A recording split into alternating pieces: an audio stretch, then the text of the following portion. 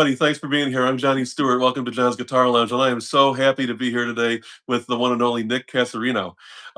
He is one of the most incredible jazz, and not just jazz, but really, truly like eclectic guitar players on the planet. Uh, your acoustic work blows me away. All your playing blows me away. He's played with John Mayer. He's gearing up for a tour right now, or actually, I think you're already on tour right now with the Nth Power, your band. You just put a new album out. So I want to talk about all that stuff and anything you want to talk about. So let me shut up now, and I'm just going to turn this right over to you, Nick. Oh man, thank you, man. It's an honor to be here. It's an honor to honor to be here. Thanks for saying all that stuff. No, it's Um true, man. It's from the heart. I mean, no, it's awesome to talk to you. You have a musical resume that most people would, drool over. Uh, Man. Yeah, we're down here in New Orleans right now. We just played the Jazz Fest for the past couple weeks with the Nth Power, and it was great. We're playing tonight at the Blue Nile. oh, But yeah, nice. yeah, we That's just a great released. venue. Yeah, it is a great venue. I'm upstairs in like the empty small room of the club right now, which is kind of cool. Look But at that. That's awesome. Nth That is Power awesome. just the Nth Power just released a new album. It's called Never Alone. Really excited about it. It's was like the most collaborative effort, writing wise and production wise, that we've ever done. And it's got, Oh, oh, yeah, Nick, there. I think I lost you for just a second. Yep. But yeah, I'm back. Sorry, I lost you for just a second, and you were starting to talk about the album. Yeah, so I mean, it's our brand new album. It just came out on May 1st. It's called Never Alone, the Nth Power. Um, it's like the most collaborative effort, writing wise, production wise, that we've ever done. It's a full length in studio record. I mean, we had to record in a bunch of different studios and kind of like just because of scheduling and traveling and whatever. And but it came out and it's done and it's out and we're very excited. Well, that's just awesome, man. No, I bet you're excited, and it's an awesome, awesome album. I've heard it. If any of you out there have not heard this new album from Nick and the Nth Power, you got to hear it. I'm going to put a link in the replay to this video, and I'm going to clean up that glitch a second ago and all that for the replay of this. But Awesome. but that is so so cool, man. How long are you going to be in New Orleans for, anyway? We've been here since last. Really, we've been here for a couple weeks, but we're leaving tomorrow. Yeah, Oh, you're leaving tomorrow? yep, we did a bunch of Jazz Fest shows down here. We do a big Earth, Wind, and Fire tribute every year. Nice, So that nice. was a big success. And we did a Steely Dan tribute, and we did last week. We did a gig with Stephen Marley and played a bunch of Bob Marley music. So that was amazing. Oh, that is amazing. That's awesome. That's just Stephen is awesome. Stephen is the real deal, man. See, I wasn't joking. You really are, totally eclectic from jazz to Bob Marley and everything in between. I mean, this is cool. Man, the reggae guitar stuff is really wild. It's super super hard. There's so much, like, people think about. I mean, not people, but in a certain way, like reggae seems like laid back music and, like, it's mellow and it's reggae, blah blah blah. But it's the opposite of that. You know what I Well, it's mean? That actually very, yeah. super skank's got to be super on top, super tight, super just first boots on the ground on the beat. Everything's pushing. It's awesome. Well, it's funny. Listening to music and playing music are often two totally different experiences, and I know that That's the you know truth. that, and any musician knows that. That's the But, truth. yeah, yeah. So that's so funny. So, So I've got to ask you, Nikki, your drummer. yep. Your whole band has incredible musical resumes too, and so I'm so glad that you're all together in one place where we can hear all you guys, because like Snarky Puppy, I mean, Mark Lettieri is one of my favorite guitar players, and So great. you know and so Nikki's bandmate, Yep. and Mark has been on the channel before and stuff, and so it's just such an eclectic approach, that all three of you guys, and I should mention Nate as well, your bass player. How did the three of you hook up and get together in the first place, anyway? It was actually here in New Orleans. It was like the middle of the night at the Maple Leaf. We had a gig backing up a mutual friend, Jennifer Hartswick. I played in her band for years, and Nikki did too. and Jen was trying to put together a band down here in New Orleans, and she asked Nikki if she had a bass player. Nikki called Nate. Um, our She needed a keyboard player. We called our friend Nigel Hall. When we were all playing together, we were like, "This seems like a band. We should probably do something." And then we recorded in New Orleans over the course of that year, and then next year, 2013, basically we released our first EP, and just that's it. That's how we kind of started. Well, that's so cool. Oh, Yeah. that's awesome. Um, how many gigs have you guys done together so far? Just, a rough number, if you Um, have a rough number. as a band, it's the Yeah, as Nth a band Power. together. Man, we were doing like 150 shows a year for a while at the beginning. We were hitting the road really hard. Wow. We've been gracefully aging and have been maybe not trying to stay out for months at a time as much anymore. But we'll try, so we play a little bit less now, but do a bunch of long weekends here and there, like a couple week runs. We just did a tour with Snarky Puppy over the past 2 weeks. Nice, Or, I'm nice. sorry, it ended 2 weeks ago. It was 2 weeks before that. Oh, so right before the Jazz Fest then. Yep. So we got to open for them or in the Awesome. southeast, northeast. That was awesome. I bet. Mark wasn't on the gig. Bob Lanzetti was. Oh, okay, Bob okay, was sure, great. sure. Mark was actually with us down here over the past couple of days, though, doing our Earth, Wind, and Fire tribute and Steely Dan tribute. Oh, that's awesome. Oh, He's that's so awesome. great. Yeah, and Um, he's just a super, super guy. so Uh, you have a lot of like guitar players on this channel that listen to it? yeah, yeah. So a good number of other guitarists come in for interviews and stuff, and sometimes it's in person, uh, like I did with Mark. Like when I've got an opportunity for that, like at the NAMM show and stuff. Like Cool. when you see everybody in January at the NAMM show and all that stuff, and a lot of them are virtual like this. Like whenever we can make stuff happen. That's cool. Um, Yeah, I'm and asking because I just wasn't sure how hard we can nerd out over here. If we're if we're going to nerd oh, out for guitar sure. mode, or if we're talking. Nerd out all you want, because yeah, I mean, as far as our audience is concerned, I mean, I've got everybody from like pretty much brand new beginner guitar players that come out for the lessons to like Yep, lifelong hardcore gigging musicians, and a lot of guitar collectors and things like that. So I mean, a lot of people that are all different levels, but definitely a lot of people that are like really, really into all the nitty gritty stuff. that's awesome.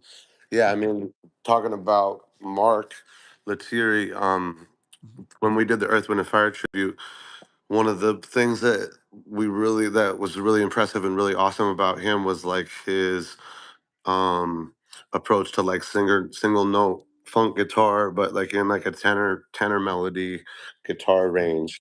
So like he was funking a lot on the D string and even low in the neck on the G string, and and it just like sonically it really tied the room together, Fucking, it was really cool to hear that with the bass under and with me on top. That is so, so cool. It's And it's awesome. funny you mentioned that too, because I mean, everybody, and I've had this discussion with some other people over the years. So many people think, especially newer musicians or younger guitar players and stuff, think you've always got to play all six strings, or if it's an A chord or something, like all five strings and stuff. And you've always got to play all the strings.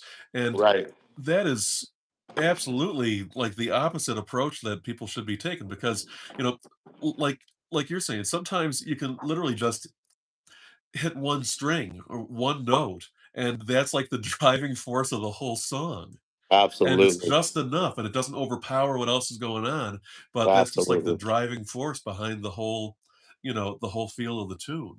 Absolutely. Yeah. I mean, parts are everything for me, as far as I'm concerned. So, like, when we're on the road with the Nth Power, it's a trio usually. It's with drums and bass, and me on guitar singing, and Nikki sings on drums too. And like, yeah, very rarely am I playing a full six note chord.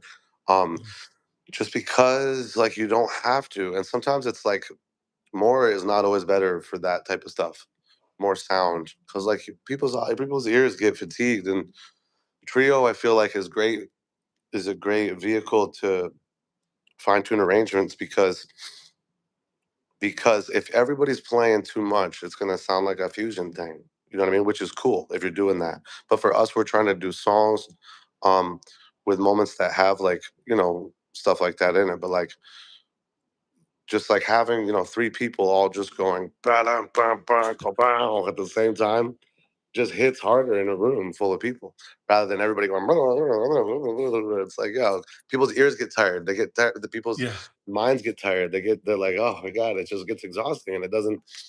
And that's the same thing I think with the amount of sound that you're given from your instrument in terms of quantity of notes and like how many strings you're hitting at the same time. Like if I don't have to hit six and I can hit three, there's space for people to, you know, digest. I think you're absolutely right. And just playing triads or playing, or like comping and stuff, I mean, that can, in certain songs, in a lot of songs, that can be like just the right amount so that way when something funky is going on with the bass, or when there's a really good groove going on with the drums, or when the two of them are locked in, and maybe the guitar takes a back seat to that, because Love it. so few people nowadays, I think, realize, like, in traditional pop music, if there is such a thing, except like talking more like jazz and the stuff that grew out of the jazz era and stuff, what they would teach in college maybe as pop music or whatever you want to Right. call it, not classical, in other words. So much of that um, is based around the idea that the guitar was a rhythm instrument, That's right. not a lead instrument. You know, Right. Les Paul and Chet Atkins, Dwayne Eddy, and some of those guys, Scotty Moore, they really brought it out into the forefront. But until stuff was really amplified, and Charlie Christian too, except Charlie Christian 99% of the time was just Chomp, chomping, chomp, chomp, keeping the chomp, beat, chomp, and that's what his whole chomp. thing, yeah, that's what his whole thing was about, The and best. that was amplified, except one of the first, obviously, to really make the guitar stand out in a solo instrument sort of way was Les, because he could get more volume with less feedback than anybody else, and it's just funny because when I think it's really hard to be a really good rhythm guitar player. And so few people care about being a good rhythm guitar player anymore. Everybody wants the glory and, the spotlight and stuff. Yeah, exactly right. Exactly right. But that's how the instrument really developed and what it was originally intended for. And I mean, I'm like every other guitar player on the planet in that, I love having it be the focal point of, my thing too, except you know, when you're courting and stuff, and the same thing, when you're even, you know, you're doing a vocal too, when you're accompanying yourself, and for anybody who hasn't seen it yet, and I'm not trying to blow too much smoke there, but I mean, really, you've got some stuff on YouTube and all over the internet where you're singing and playing and you're doing a solo act that's just mind blowing. Because I've done a solo act for a long, long time, and I mean, you it's just really, really beautiful, intricate, incredibly well done stuff. Man, But thank you. no, thank you, seriously, because you're the one that's made it happen, and but I mean, that's so inspiring. And even with that stuff, I've noticed you're not just always, just playing like an open G chord and stuff. You're playing stuff all over the neck, and it all works, it all fits. Hmm. So Funny thing about the instrument is like there's six ways to play the same thing. It's like, oh. that's the truth. So how did you develop your guitar playing style anyway? Like, when did you start playing? How did you really start to like focus on what you do now as a player?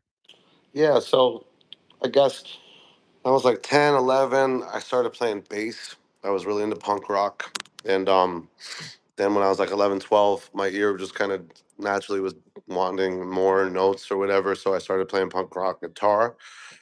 And 12, 13, I started playing more acoustic stuff and I started getting into some Dave Matthews stuff as a 13, 14-year old. And then when I was 14, I went to high school, and I had a great local a music teacher from I'm from Burlington, Vermont originally. I've been Oh, in cool. Brooklyn for about 20 years, but the South Burlington high school music teacher for decades, his name was Dave Grippo. They call him Dave the Truth Grippo. He's a local legend in terms of like the Grippo funk band, but he Oh, also okay. toured extensively with the Giant Country Horns and was the horn section leader for Trey Anastasio band, like their first inception in the early 2000s, so late 90s. So he was my local music. He was my music teacher. So Hmm. my ear was kind of naturally gravitating towards more harmony.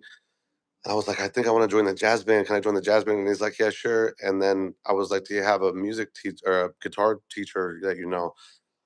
Excuse me.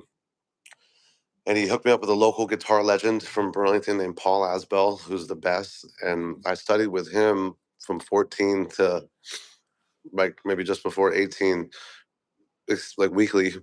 And he really pushed me and got me going. And I really got into jazz super hard. I was a high school jazz snob.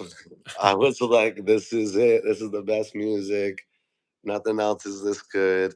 And Coltrane was my, probably still is my biggest influence, Hmm. because I liked what he did spiritually. And I liked the sound of these reaching things. And I liked the way that he consistently progressed and got better as a musician. Um, like he sobered up in whatever 57 or something after Hmm. being Junkie and Miles' band for a long time, and then from 57 to 67 until he died, his trajectory just kept becoming more and more advanced. So I really liked that, and I liked his harmonic choices, especially in 1963, um, right before Love Supreme in 64 and 63. Coltrane Quartet was still playing standards and still playing like songs with forms and changes, but his language had turned the corner to what it would become in 64, 65, 66, which was like super advanced. So I love hearing that language over those forms because they Hmm. eventually stopped playing like form, you know what I mean? But Right, so right, yeah, right. for me, Coltrane was my guy. Guitar wise at that time, I was big into Metheny and big into West is pretty much my favorite, my number one. There was my teacher at the time, Paul Asbell, showed me this record, "Smoking at the Half Note," which is West Montgomery live with the Wynton Kelly Trio. I think it was '65 or something, and that guitar shit is so. The thing I love about that is the same thing I love about Eric Gales is like Hmm. there's like basically like always just these ideas like tapped into something where this like river of ideas is just flowing. And like the longer they go, the fucking better the ideas get. Like the guys, it's killing. It's really like that. They're pulling from some place that seems like this everlasting spring, which is what I want to be. I want to do. So either way, so yeah, studying. This is a long-winded answer to your question. That's Sorry. good. No, that's good. All right, and so yeah, basically graduated high school. I applied to the Manhattan School of Music when I was a senior in high school. Did not get in. Hmm. Those were that was the only school I applied to, which I'm glad about. Because if I went to New York when I was fucking 18, I don't know. Plus, I don't know. It was yeah, it would have been an expensive learning experience for sure as well. But That's a lot. Yeah. yeah, and so didn't get in. I moved to downtown Burlington, and I was writing original jazz music at the time. Oh, wow. And I'd always sang like growing up, but kind of when I started like really shedding guitar for 4 or 6 hours a day, in high school, I stopped really singing. I wanted to really get language happening to my fingers. And so when I was 18, I moved downtown Burlington, and I was writing a bunch of original jazz music, and I had a couple different jazz outfits, a trio, a quintet with a tenor or alto and piano, and we were playing some nice jazz gigs around town.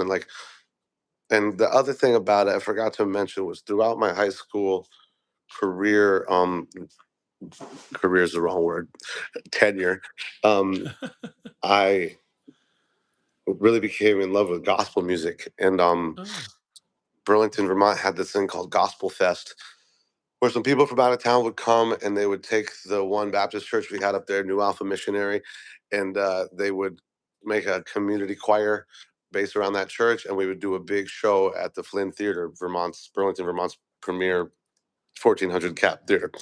And oh, that's cool. yeah, so I learned a bunch about contemporary gospel music. That was the first time I heard John P. Key or Kirk Franklin or Daryl Coley or Hezekiah Walker or Jane Cleveland and Donald Lawrence and all these people like that. And that music really flipped me out, and I really loved it very much. And basically, by the time I was 18, I was like traveling around playing with different gospel bands. Um, and I met this guy named David Bratton at the Gospel Music Workshop of America in Milwaukee. Hmm. And I walked in there with my amp. I had an amp. I was carrying around an amp. I don't even know what we were doing. I had my 175, my big jazz guitar, and I go in. I hear him. I'm like, "Yo, can I play with you guys?" And he's like, "Yeah, sure." And basically, that's where I met the legendary Jeff Lowe Davis, who's one of the godfathers of contemporary gospel drumming. He passed, but and so basically, I was a jazz snob. I start learning about this gospel music. I dive in. They start bringing me around, and I slowly realized like that a lot of this contemporary gospel music, especially with the chord subs, especially with the organ game, especially with just a harmonic approach, was super advanced, and super advanced in a way that conjures or uses jazz harmony 100%, um and all this stuff. And it started shattering my jazz snob foundation, which I'm forever grateful for. And then I started singing again because of that music. I wasn't necessarily singing gospel music, but I was writing music. Um, and Yeah, and then basically I, and like a couple years later than that, I so basically that it was that made me who I am today. It was the fusing of the gospel and jazz, on extreme ends of both. Like the fusing of that is what is the reason why I play the way I do today. Basically, I moved to New York City in 2011. I mean 2007, because Vermont, God bless it, so beautiful, love it, one of the best places in the world. But I had to go to a place that was where I was that was bigger and had more diversity and stuff like that. And so I went to New York. I had a gospel gig that paid me $600, and I had a free jazz gig with my homie that paid me no money. And I was like, "Fuck it!" I was like, "Fuck it! I'm moving. I'm going." And so I moved. I had a free place to But stay for 2 months, and I moved to New York. And yeah, and that's when I started playing hip hop with people and legends, and had a hip hop band, and realized the importance of playing less over hip hop beats and being really thoughtful about that and sound. And then here, that's basically in a nutshell why I play the way that I do today. well, that is really, really cool.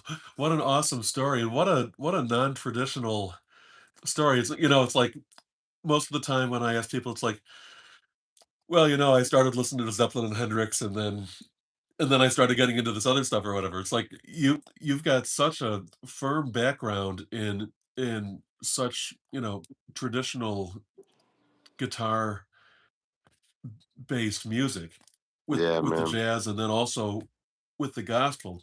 And the gospel doesn't surprise me to hear at all, but because, when I hear your voice, I hear a lot of gospel singing in your voice. And so it's just really interesting. Is that something that just developed naturally for you, or is that something that you're conscious about in some way? You know, I think for me, the point of that. All right, so the gospel singers are the singingest motherfuckers on the planet. I'm sorry, do people curse on this show? They Not do really, now, right? yeah. I'll Yeah, tighten that up. yeah, Uh, yeah, yeah. We I got mean, kids. some of my stuff is family friendly. This doesn't have to be. That's cool. I mean, Got you. just All right. I can tighten it up a little. you're Um, no, you're fine. You're fine, man. Seriously. but yeah, I mean, the gospel sing a bunch. Some of the best gospel singers are the best singers.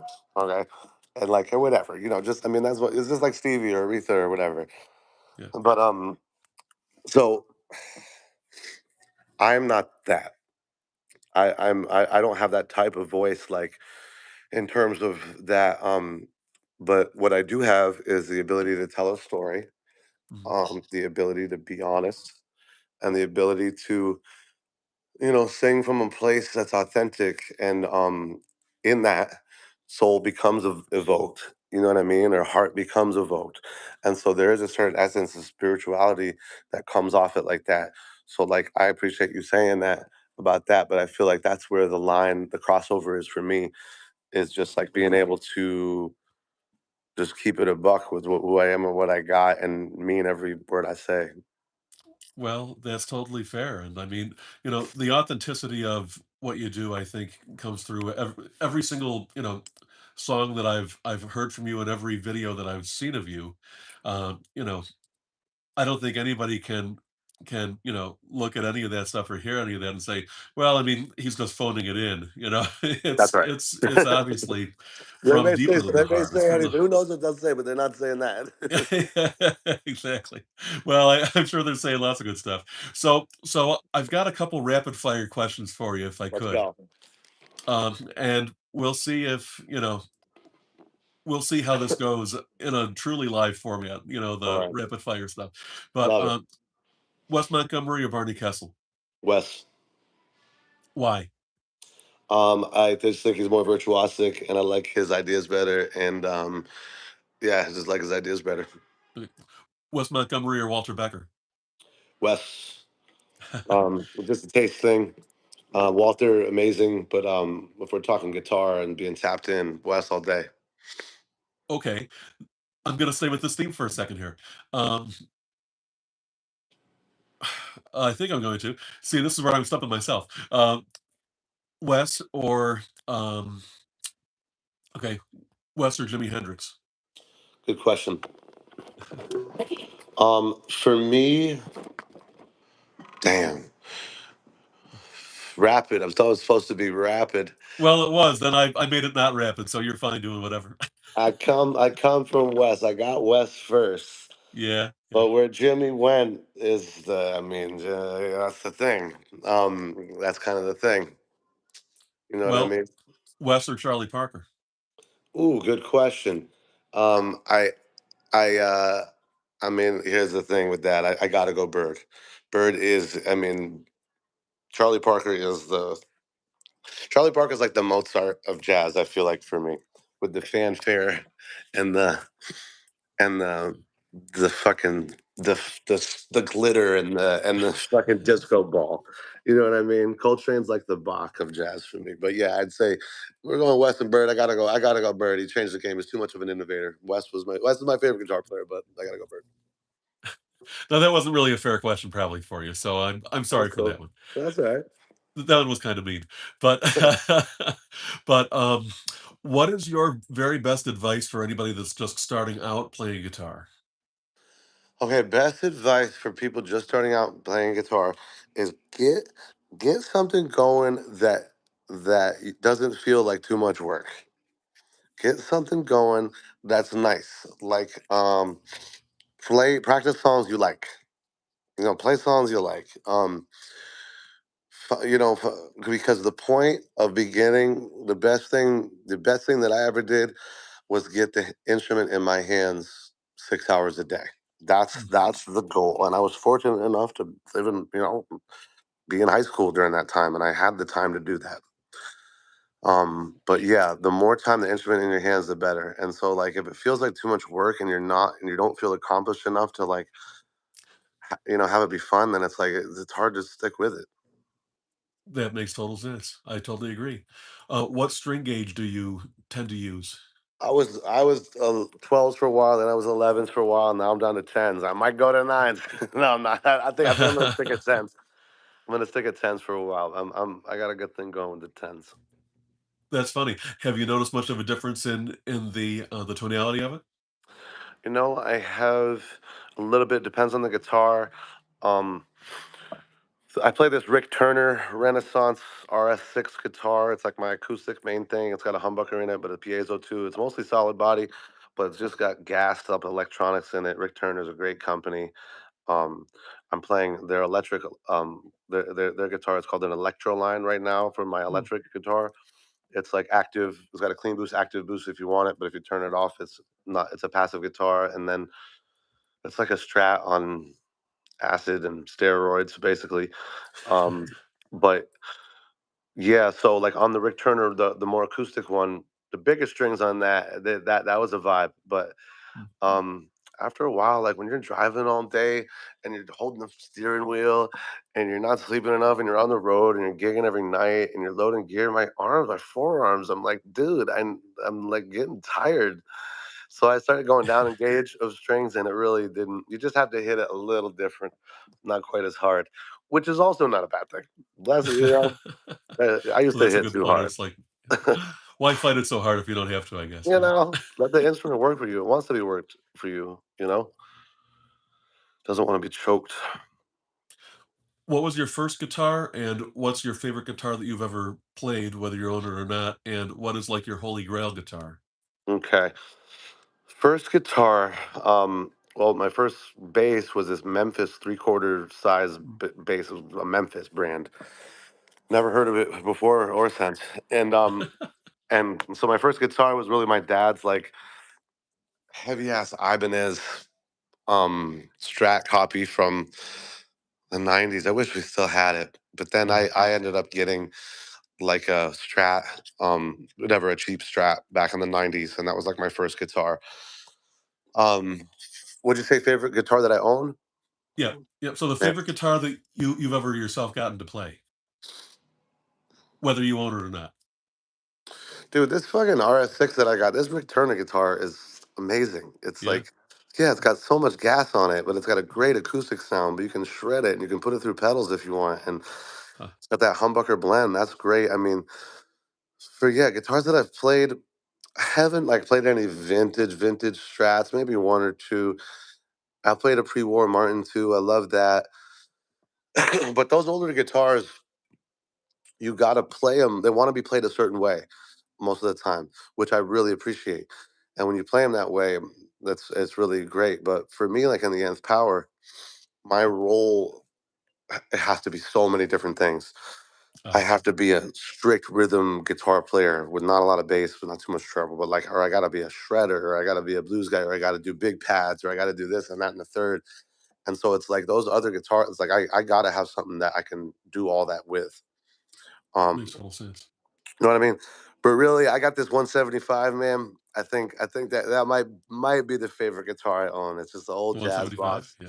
Yeah, and the Gibson. It's just the next set. The Gibson. It sounds fucking great. I love that guitar. What year is your 175? It's probably like early 2000s, maybe late 90s. But I got Oh, 12 okay. gauge flat wounds on that. Oh, nice, nice. So Yes. you said 12 gauge flat ones? Hmm. Ah, so the heavier side. Except the flat wound strings really do make a difference, though. So much. And so many people haven't really played flat wounds before. Oh, it's That's a awesome. whole different thing, and we could talk for an hour just probably about strings and It's awesome. flat wound versus round wound versus like the D'Addario half flats if you've tried those and stuff. I've It's a whole just I different ballgame. just heard about those. I haven't tried them. Yeah, they're pretty cool. Yeah, I Yeah, like they're pretty cool. the D'Addario makes these ones nickel and bronze, which work really good for the RS6 Rick Turner I got because Mm. the magnets in the both in the humbucker and the piezo pick up those that metal blend best. I feel Interesting, like interesting. if I'm Yeah, just and going sometimes acoustic, finding the right strings for a certain guitar, it can make as much different as the pickups. totally, You know, you totally. know, it, you can go down so many different rabbit holes with this, which is part of the thing I love about it. And I've sort of dedicated a large chunk of my life to I that. need an SG, bro. I don't have an SG. That thing looks beautiful. Oh, thanks. So that's actually the Kirk Douglas from the Roots. Amazing. Yeah, the second signature model. And my favorite thing about that guitar actually is it's got this fifth knob. It's got your normal. Here, I'll show you. Oop, jeez, if I can pull it out here. It's got the normal. Um, you know, Yep. your two volume, two tone configuration, a three-way Yep. switch. Everything is a push pull. Hmm. Um, Sorry. this one, this tone knob is not a normal tone knob. That actually brings in your middle pickup. So you blend You the can middle blend it pickup in. in wherever you want to. Oh shit! But my favorite thing about the guitar is it's got this volume knob, this master volume knob right here, and so you can so easily do swells because my only gripe with SGs is you can't really do volume swells because you can't reach the volume with it. So Kirk Douglas wanted to be able to do volume swells, and he had them put a master volume there, and that makes this particular guitar, just like one of my very very favorites on Love top of that. all the Sonic stuff Love that it's got a that we've master already too. talked about. Love that it's got a master too. So you're not Yeah, dealing with yeah, two separate ones. That's so great. yeah. It's sort of like a lot of the Gretsch's have, except it's placed so perfectly for volume swells instead of being up there at the edge of the body, and then it's still sort of awkward like on a Gretsch, and they're bigger too, and Right. so it's out more like on the Falcon, like on the White Ouch. Falcon. You've got the master volume here, but you can't really reach that as easily as you can when it's just right here with your pinky to do those swells. So it's just So a cool great. thing. But so I don't want to take up too much of your time. You got a gig tonight. You're coming off like a long stretch, so I don't want to you know keep you for too long. I appreciate the time very, very much, but I do want to ask you, just like tell me all about the album and tell us all about the album for now before you go and I cut you loose. Okay. Awesome. Yeah. So this is our third studio full length album. We've got some special guests on it. We got the Soul Rebels on a track. We got Nicholas Payton and Skerrick on a track. Excuse me. Our old keyboard player singer Courtney Smith. He lays some tracks. Basically, it's like a further becoming of who we are as a band. It's a further a further step into our identity and our development as a band. Uh, The songs are more concise than in the past, but still have the same kind of integrity or you know approach as some of the other ones. Is just a little more refined. We don't need 12 minutes to say something we can say in 4 minutes. uh, So there's that. It was the most collaborative effort writing wise that we've ever done as a unit.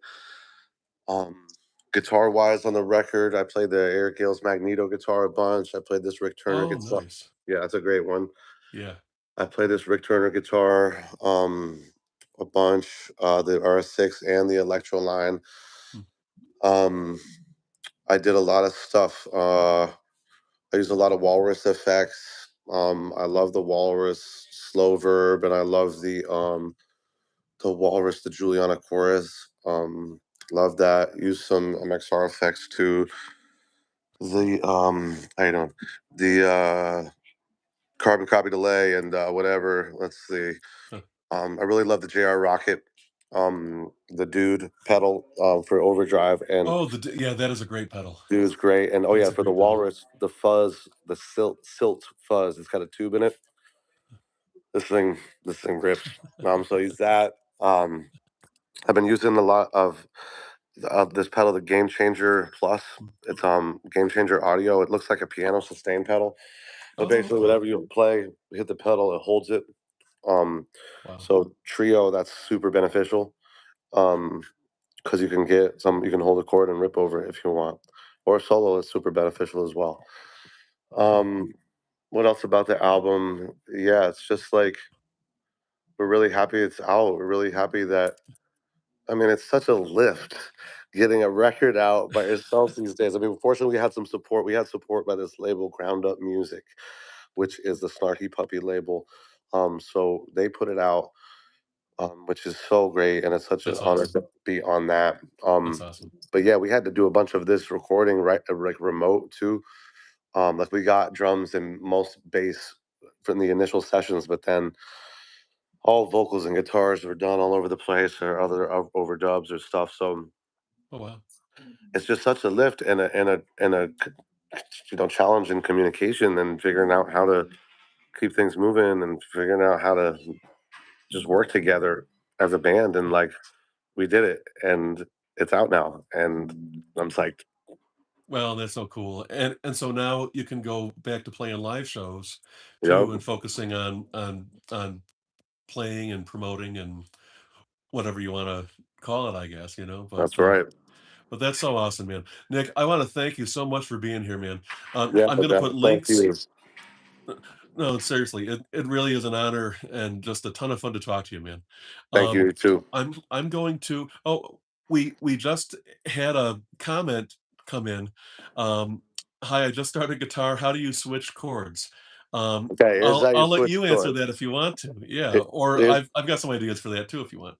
I bet you do. I know you do. You're probably better at some of this stuff than I am in terms of explanations, man. But for me, what I'm thinking is, how do you switch chords?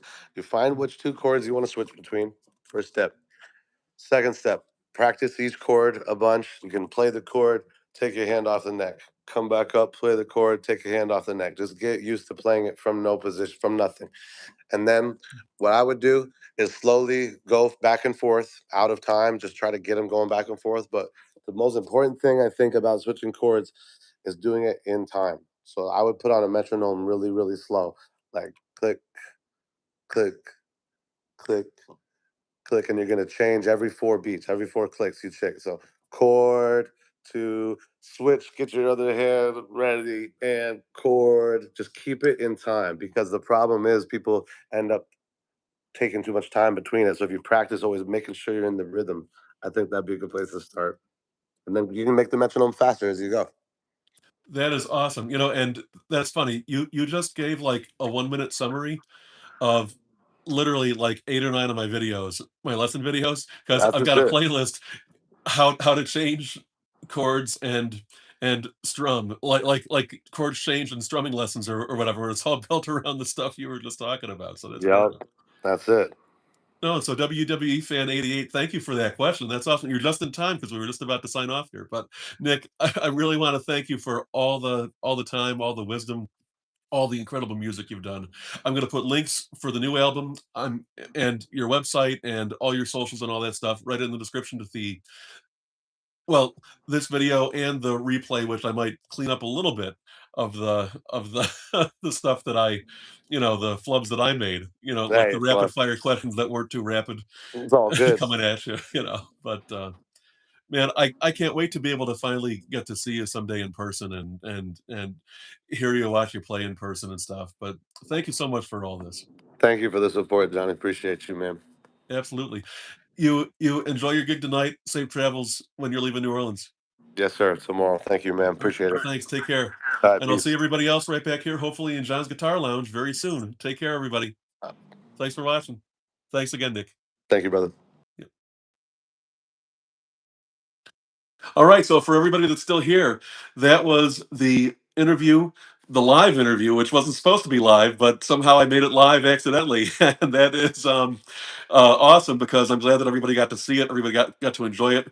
It's going to be reposting and re-uploading here in just a minute. I'm also going to do a better edited version of that video. And I've got tons and tons of interview videos with lots of incredible guitar players for anybody that hasn't seen my channel yet. Mark Lettieri from Snarky Puppy, who we talked a lot about today with Nick just now. I've got more interviews coming really soon and more guitar lessons and lots of great music from the NAMM show, which is the largest musical instrument convention in the world. I've got all sorts of stuff from the 26 show, the 25 show, 24, 23. So check out all that stuff on my channel. Let me know in the comments to this video and also any of my videos what else you want to see, because I do read the comments. I do try to respond to all of them as fast as I can. So thank you so much for being here in John's Guitar Lounge, everybody. And I cannot wait to share more with you, more interviews and more lessons and more music and more guitar stuff. So let me know what else you want to see on my channel, like I said in all the comments, and I will hopefully see all of you again soon. Take care, everybody. Bye bye.